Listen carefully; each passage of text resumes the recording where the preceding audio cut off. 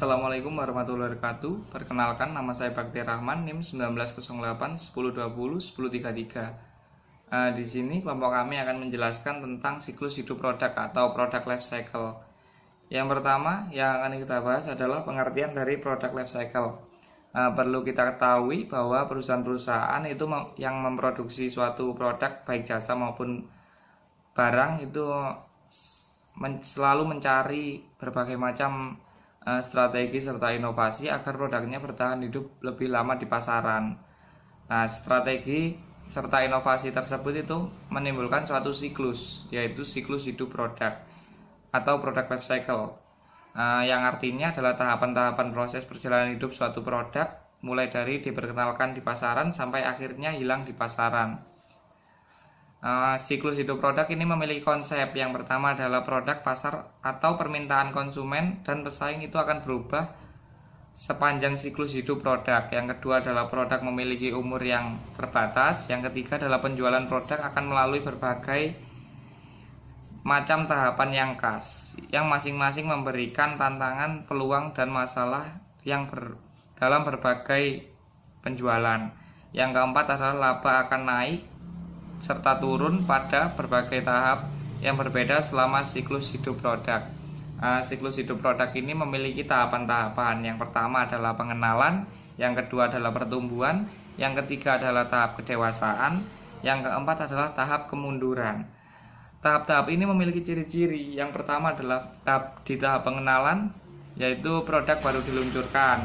2. Omset penjualan yang masih rendah. 3. Kapasitas produksi yang masih rendah.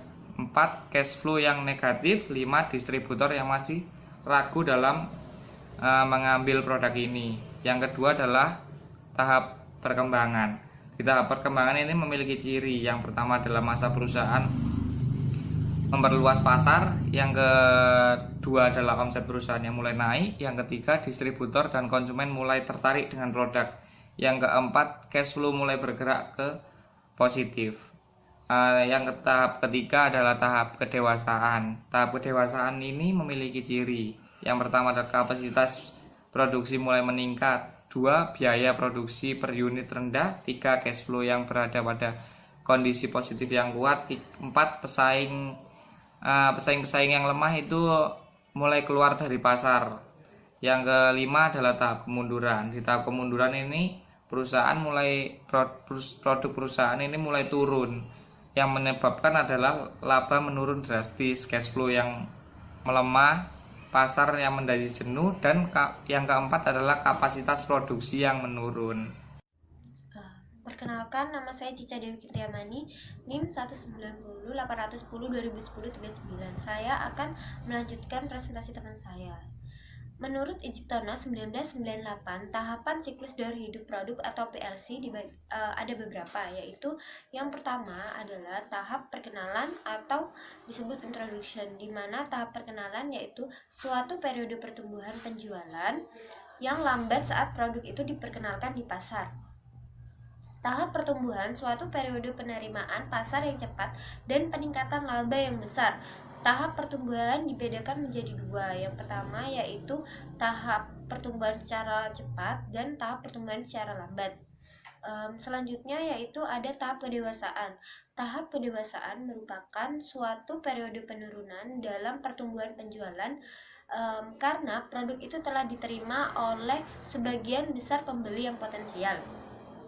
Yang selanjutnya adalah tahap kemunduran. Tahap kemunduran dalam strategi pemasaran ada beberapa. Yang pertama yaitu mengidentifikasi produk yang lemah, kemudian menetapkan strategi pemasaran, dan yang ketiga yaitu keputusan menghentikan produk. Selanjutnya yaitu karakteristik tahapan produk life cycle. Yang pertama yaitu tidak setiap produk melalui semua tahapan. Beberapa produk bahkan ada yang tidak pernah melewati tahapan perkenalan. Umumnya produk yang gagal memasuki semua tahapan ini adalah produk-produk yang berkaitan dengan teknologi dan mode. Selanjutnya yang kedua yaitu panjang suatu tahap produk life cycle atau PLC itu untuk tiap produk sangat bervariasi. Jadi banyak modenya, jadi banyak tipenya, sangat bervariasi. Yang ketiga yaitu siklus hidup produk dapat diperpanjang dengan inovasi dan repositioning. Banyak contoh perusahaan-perusahaan yang berhasil memperpanjang siklus hidup produknya sehingga penjualannya tidak menurun, melainkan meningkat setiap tahunnya.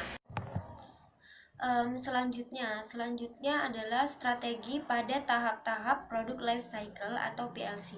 Yang pertama yaitu tahap pengenalan, introduction, yang seperti tadi, yaitu pertama strategi menyaring cepat. Jadi strateginya itu melalui strategi menyaring cepat. Yang kedua kebalikannya, yaitu strategi menyaring lambat. Yang ketiga yaitu strategi penetrasi cepat, dan yang terakhir yaitu strategi penetrasi lambat. Selanjutnya ada tahap pertumbuhan. Tahap pertumbuhan itu yang pertama ada meningkatkan kualitas produk. Meningkatkan kualitas produk itu salah satu hal yang paling penting ya. Yang kedua yaitu perusahaan bisa menambahkan model-model. Jadi perusahaan lebih kreatif dan inovatif. Jadi salah satunya menambahkan model-model. Yang ketiga yaitu baru dan produk-produk penyerta. Yang keempat yaitu perusahaan memasuki segmen pasar baru. Jadi perusahaan mulai memasuki segmen-segmen pasar yang baru. Yang kelima, perusahaan meningkatkan cakupan distribusinya. Jadi lebih meluaskan distribusinya. Jadi lebih meluaskan wilayah pemasarannya. Nah, seperti itu. Perusahaan yang keenam yaitu perusahaan beralih dari iklan yang membuat orang menyadari produk perusahaan menurunkan harga serta menurunkan harga. Yang ketiga yaitu tahap kedewasaan atau maturity. Tahap ini ditandai dengan tercapainya titik tertinggi dalam penjualan perusahaan. Normalnya, tahap ini merupakan tahap terlama dalam produk life cycle.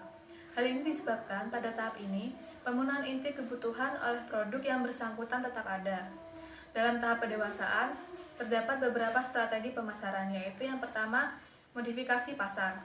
Dalam modifikasi pasar, perusahaan dapat memperluas jumlah pemakai produk dengan merek perusahaan melalui 6 cara, yaitu yang pertama, ubahlah bukan pemakai.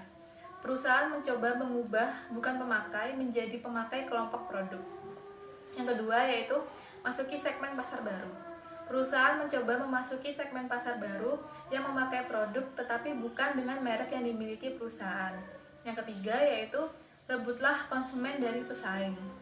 Perusahaan dengan berbagai cara mencoba merebut konsumen dari pesaing untuk mencoba dan menggunakan merek yang dimiliki perusahaan. Yang keempat yaitu penggunaan yang lebih sering. Perusahaan mencoba mendorong konsumen untuk lebih sering menggunakan produk. Yang kelima, penggunaan yang lebih banyak dalam setiap kesempatan. Pada strategi ini, perusahaan mengajak konsumen untuk memakai dengan jumlah yang lebih banyak pada setiap kali mereka menggunakan. Yang keenam, kegunaan baru dan lebih beragam. Dalam hal ini, perusahaan harus menemukan kegunaan baru dari produk yang sama, kemudian meyakinkan konsumen akan hal itu. Lalu yang kedua yaitu modifikasi produk. Perusahaan dapat mencoba meningkatkan penjualan dengan jalan modifikasi karakteristik produk agar dapat menjaring konsumen dengan jumlah yang lebih banyak. Beberapa bentuk modifikasi produk yaitu yang pertama, perbaikan mutu. Tujuan perbaikan mutu adalah untuk meningkatkan kemampuan produk, misalnya daya tahan, kecepatan, rasa, kinerja produk, dan lain sebagainya. Yang kedua yaitu perbaikan ciri khas. Tujuannya adalah menambah ciri-ciri baru dalam hal ukuran, berat, bahan pokok, tambahan, hiasan yang akan meningkatkan kemampuan, keamanan, maupun kenyamanan produk. Lalu yang ketiga yaitu perbaikan gaya. Tujuannya adalah menambah daya tarik estetika suatu produk. Yang ketiga yaitu modifikasi bauran pemasaran. Untuk mendorong produk dalam tahap kedewasaan, manajer pemasaran mempunyai tugas menjawab pertanyaan sebagai berikut. Dalam hal harga, contohnya yaitu apakah price diskon akan menjadi daya tarik bagi golongan yang sedang mencoba atau bagi mereka yang sudah menggunakan. Dalam hal distribusi, bisakah perusahaan memperoleh lebih banyak dukungan atau ruang pamer di saluran distribusi? Dalam hal periklanan, yaitu apakah biaya periklanan perlu dinaikkan? Lalu dalam hal promosi penjualan, perlukah promosi penjualan ditingkatkan? Dalam hal penjualan perorangan, apakah mutu dan keterampilan tenaga penjualan perlu diperbaiki? Dalam hal pelayanan, Mampukah perusahaan mempercepat waktu pengiriman? Jawaban manajer pemasaran atas pertanyaan tersebut dapat dijadikan sebagai bahan mentah untuk perbaikan dan menjaga produk agar bisa bertahan lama dalam fase kedewasaan. Lalu yang keempat yaitu menggunakan take-off strategi.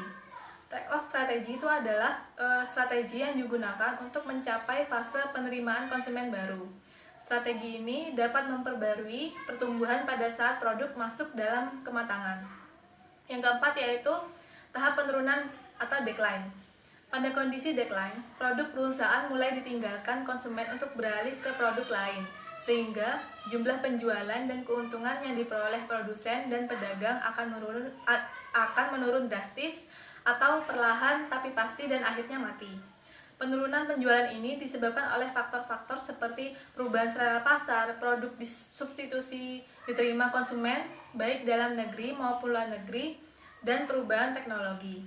Dalam tahap penurunan juga terdapat beberapa strategi, yaitu yang pertama memperbarui barang dalam arti fungsinya, yang kedua yaitu meninjau kembali dan memperbaiki program pemasaran serta program produksinya agar lebih efisien, yang ketiga yaitu menghilangkan ukuran, warna, dan model yang kurang baik, yang keempat yaitu menghilangkan sebagai jenis barang untuk mencapai laba optimum pada barang yang sudah ada, dan yang terakhir yaitu meninggalkan sama sekali barang tersebut. Manfaat produk life cycle. Manfaat dari konsep siklus hidup produk adalah membantu para pengambil keputusan untuk memahami dinamika produk dan pasar. Dalam hal penggunaannya sebagai alat perencanaan, konsep daur hidup produk ini akan memperjelas berbagai tantangan pemasaran yang ada serta alternatif strategi yang bisa diterapkan oleh perusahaan. Sebagai alat pengendali, konsep ini akan membantu perusahaan membandingkan prestasi yang diraihnya dengan produk sejenis pada periode sebelumnya. Pada dasarnya, siklus hidup dari produk ini dinamis karena lamanya periode pada suatu tahap tidak bisa ditentukan dan para supervisor atau manajer tidak dapat memastikan di tahap mana produk mereka berada pada saat itu. Hal ini dikarenakan suatu produk nampak sudah mencapai tahap kedewasaan, padahal sebenarnya berada pada tahap pertumbuhan untuk sementara. Siklus daur hidup ini digunakan sebagai acuan dalam menentukan strategi pemasaran. Manajemen produk life cycle. Manajemen siklus hidup produk adalah bentuk penerapan dari strategi yang berbeda untuk membantu memenuhi tantangan dan memastikan bahwa apapun tahap siklus produk yang akan dilalui, produsen dapat memaksimalkan penjualan dan profit produk mereka. Agar dapat memanajemen siklus hidup produk secara efektif, organisasi harus memiliki fokus yang kuat pada yaitu yang pertama pengembangan. Penelitian dan pengembangan produk baru merupakan salah satu tahapan yang paling penting dan mungkin menjadi proses yang paling memakan waktu dan biaya guna memastikan bahwa produk tersebut sukses. Yang kedua yaitu keuangan. Produsen biasanya akan membutuhkan dana yang signifikan untuk melaunching produk baru dan mempertahankannya melalui tahap perkenalan. Sepanjang siklus hidup produk, perusahaan perlu mempertimbangkan cara yang paling tepat untuk membiayai kos mereka untuk memaksimalkan potensi profit. Yang ketiga yaitu pemasaran. Selama hidup produk, perusahaan perlu menyesuaikan pemasaran dan kegiatan promosi tergantung pada tahap siklus produk mana yang sedang dilalui. Tujuannya yaitu adalah untuk menjaga masa pasar pada tahap kedewasaan nanti. Yang keempat yaitu manufaktur. Biaya pembuatan produk dapat terus berubah selama siklus hidupnya. Di awal, proses baru dan biaya peralatan rata-rata memang tinggi, terutama kalau melihat volume penjualan yang masih rendah. Perusahaan juga perlu mencari cara untuk mengurangi biaya selama proses manufaktur agar dapat fokus untuk menciptakan lebih banyak penjualan dan laba. Yang kelima yaitu informasi, berupa data tentang market potensial yang cocok untuk produk baru, feedback tentang campaign pemasaran untuk melihat mana yang lebih efektif, atau memonitoring pertumbuhan dan penurunan pasar. Maka dari itu, informasi sangatlah penting untuk mensukseskan semua produk. Saya Indah Putri Pratiwi, NIM 1908-1020-1053 akan menjelaskan mengenai New Product Development. Dalam New Product Development ini terdapat 6 poin yang perlu diperhatikan. Yang pertama adalah ide, yang kedua adalah penelitian, yang ketiga adalah pengembangan, yang keempat adalah pengujian, yang kelima adalah analisis, dan yang terakhir adalah pengenalan. Tahap pertama yaitu ide. Ide dapat berasal dari mana saja dan kapan saja. Bahkan sebuah ide dapat muncul dari produk yang telah ada sebelumnya. Yang tahap kedua merupakan penelitian. Penelitian digunakan untuk menyaring ide-ide yang telah terkumpul sebelumnya. Dalam tahap penelitian, perusahaan akan meneliti market yang akan menjadi tujuan dari pemasaran dari produk tersebut. Tahap berikutnya merupakan tahap pengembangan produk. Model produk baru dapat dimodifikasi melalui berbagai desain dan tahap pembuatan. Yang keempat adalah pengujian. Sebelum produk diluncurkan dan produsen menghabiskan sejumlah uang besar untuk kegiatan produksi dan promosi, sebagian besar perusahaan akan menguji produk baru ke sekelompok kecil konsumen yang sesungguhnya. Hal ini membantu untuk memastikan bahwa mereka memiliki produk yang layak dan menguntungkan untuk diluncurkan.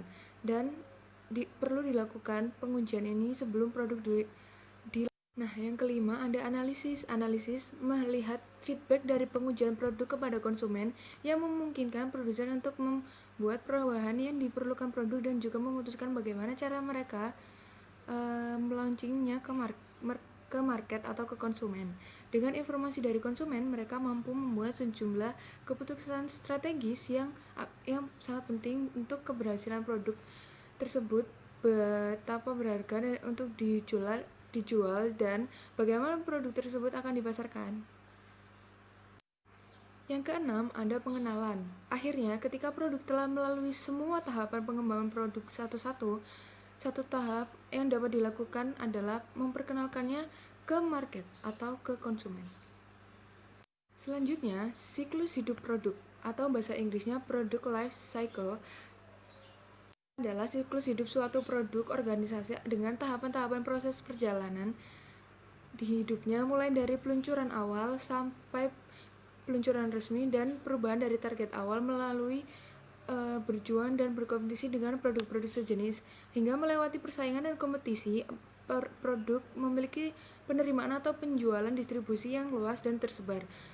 Product life cycle suatu produk ada yang menggolongkan menjadi introduction, growth, maturity, decline, termination.